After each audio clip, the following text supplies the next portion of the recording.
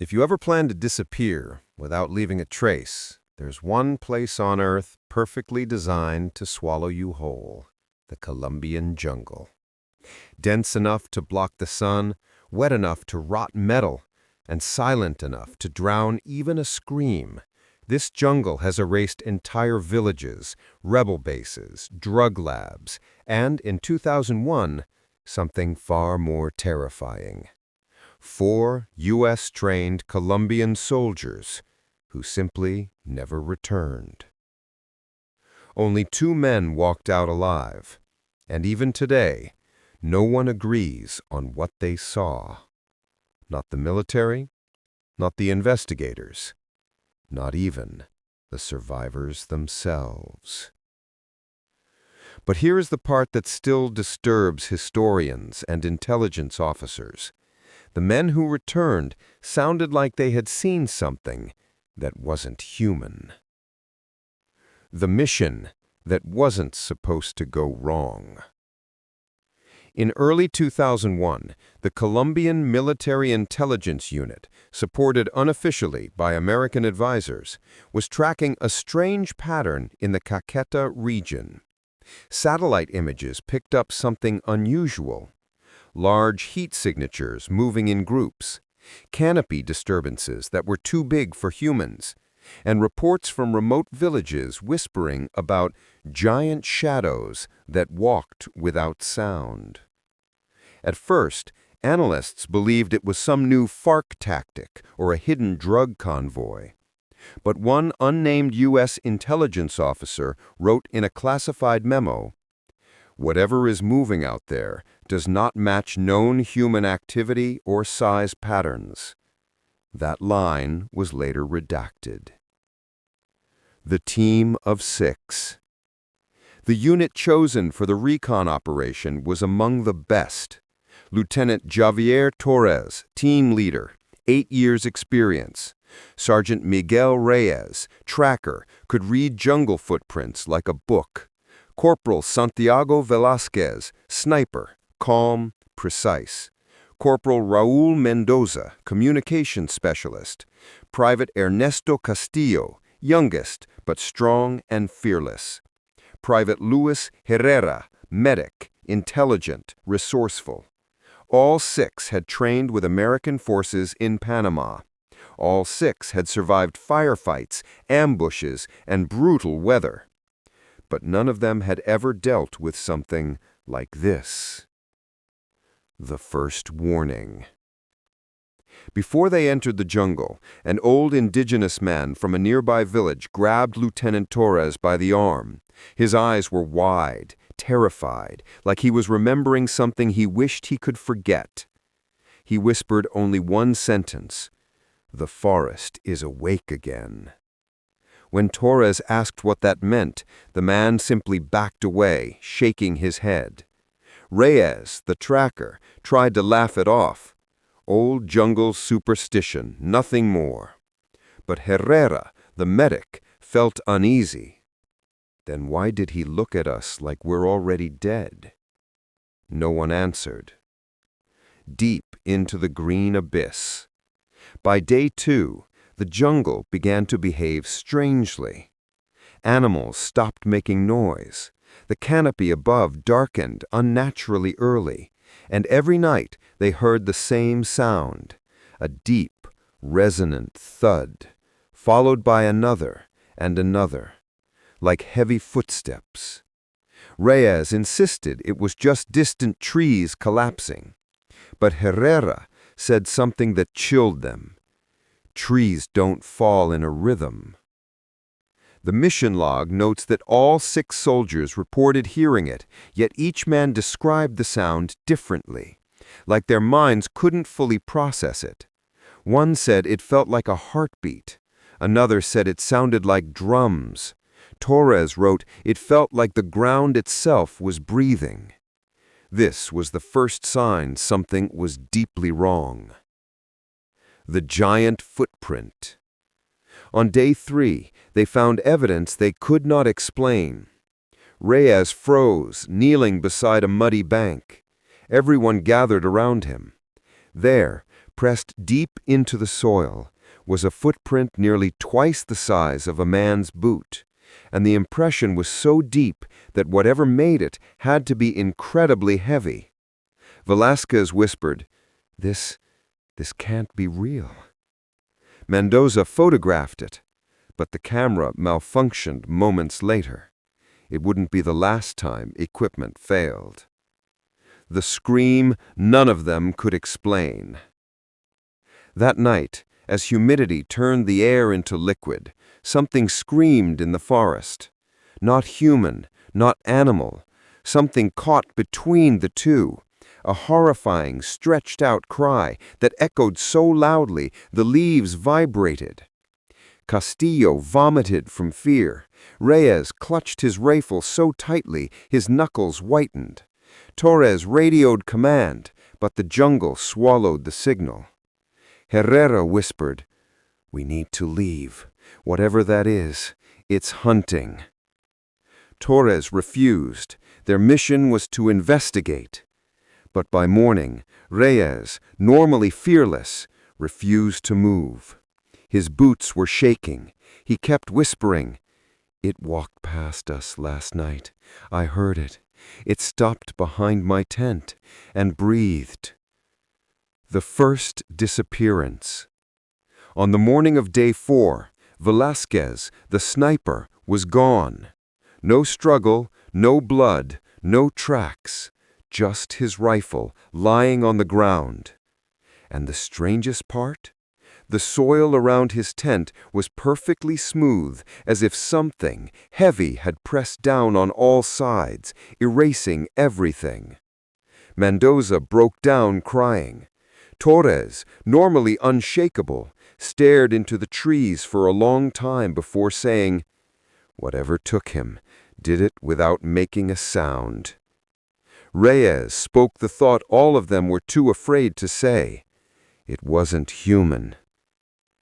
They should have retreated. They didn't. With one man gone, the mission should have ended. Protocol demanded extraction, but Torres insisted they push forward. Something in the forest was leaving signs, massive signs, and he believed they were close. Close to what? He didn't say. By sunset, they wished they had turned back, because the forest began to change. The trees bent, literally bent, as if something invisible was pushing through them. The air grew heavier, and the ground vibrated with distant, slow thuds, like footsteps. Always footsteps. The jungle at dusk is frightening, but the jungle when it decides to watch you back, that is something else entirely. On the evening of day 4, after Velázquez vanished, the remaining 5 men felt a shift in the forest. The air thickened, the insects stopped crawling, and an unnatural heaviness settled on their skin, as if the entire canopy were leaning down to listen. Reyes whispered the first words any of them spoke in hours. "Something's following us. It's been following us since last night." Torres wanted to deny it. He needed to deny it. But the truth had already sunk in. They were no longer the hunters. They were prey. The trees that moved. Near midnight, Mendoza spotted movement. Something massive sliding between the trees. But every time he raised his flashlight, the jungle went still again, returning to perfect silence. Not silence, exactly. More like waiting. Castillo finally snapped. "I saw it. I swear to God I saw it. Right there, behind the saber tree. It was huge, taller than the branches." Herrera grabbed him. "Calm down. Stay with us." But Castillo wasn't looking at Herrera. He was staring up, way up, into the canopy, where something enormous had just shifted. And then it happened. A shadow, the height of a telephone pole, drifted across the moonlit leaves, so large it blocked out half the sky. something with long arms, broad shoulders, and a head that turned unnaturally slow. They didn't see the creature's full shape, but all five felt the same thing. They were being sized up. The second disappearance. At 2:17 a.m., Reyes, the tracker, vanished. One moment he was sitting with his rifle across his lap. The next, only the rifle remained. Not a rustle, not a scream, nothing. His footprints ended abruptly, as if he had been lifted straight into the air. Herrera inspected the ground. No drag marks, nothing. Something took him clean. Torres signaled for a tactical sweep, but the jungle absorbed their flashlights like black water. Every beam dissolved into the fog. Mendoza whispered the most chilling question yet. If it can take a man without sound, what else can it do? Nobody answered. The forest starts to close in. The next morning, the 4 surviving soldiers tried to retrace their path to the extraction point, but the jungle had changed. The trees were different. The direction of the river was wrong. Landmarks they marked with machete cuts were gone. It was as if the forest had rearranged itself. Herrera wiped sweat from his face. We're walking in circles. The GPS is jammed, radio's dead, compass is spinning. We're trapped. Castillo raised his weapon at the sound of a branch cracking behind them. But what stepped out was not an animal. A foot. Bigger than a man's chest. The creature didn't reveal its body, only one foot. One enormous, dark, leathery foot pressed into the mud just meters away. The ground shook. Birds exploded from the canopy in terror. The air vibrated inside their lungs. Torres mouthed one word silently. Run. They ran until their legs burned. Branches slashed their faces. Vines wrapped around their boots, but they didn't stop. Not until the earth beneath them opened into a low, mist-covered basin. A place none of them had seen on the map. A place that smelled of rotting iron. The pit of bones. The fog cleared enough for them to see it. Bones. Hundreds of them. Some human, some not. Skulls larger than any animal native to South America. Massive rib cages, crushed helmets, torn military equipment, some so old it looked like it came from the 1970s. Herrera whispered, This is a feeding ground. Mendoza gagged, covering his mouth, but Castillo pointed to something half buried in the mud. A boot. A boot with a dog tag inside it. Reyes's boot. And beneath it, deep claw marks in the soil, shaped like fingers. The creature shows itself only for a second. A low, rumbling growl rolled across the basin.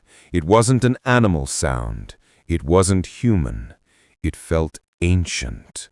Suddenly, trees 40 feet away bent as something enormous pushed through them. The creature stepped halfway into view, not fully visible, only its silhouette through mist, but enough to know this. It walked on 2 legs. Its arms nearly reached the ground. Its chest was wider than a doorframe, and its head tilted like it was studying them. Torres shouted, "Move, now!"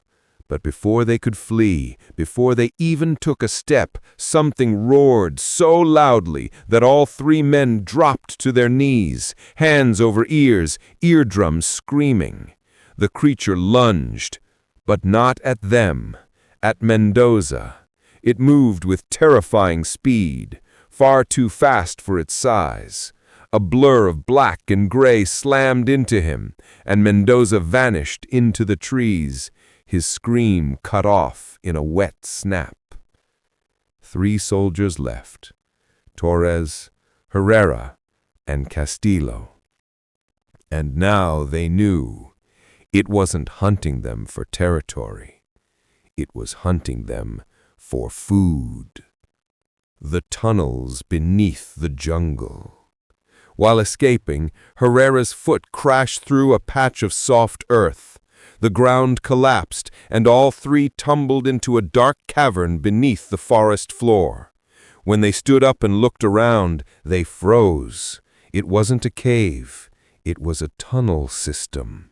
Man-made, animal-made, or something else entirely.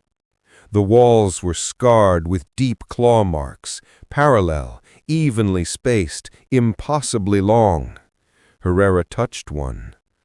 Something lives down here. Castillo swallowed hard.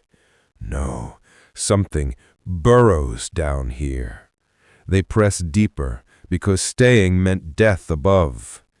But what they found deeper inside explained everything and made things worse, much worse.